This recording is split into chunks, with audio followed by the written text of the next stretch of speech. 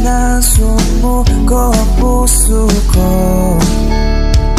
sa paulit-ulit na pagkakataon na nasaktan na bigo. Mukhang delikado na naman ako.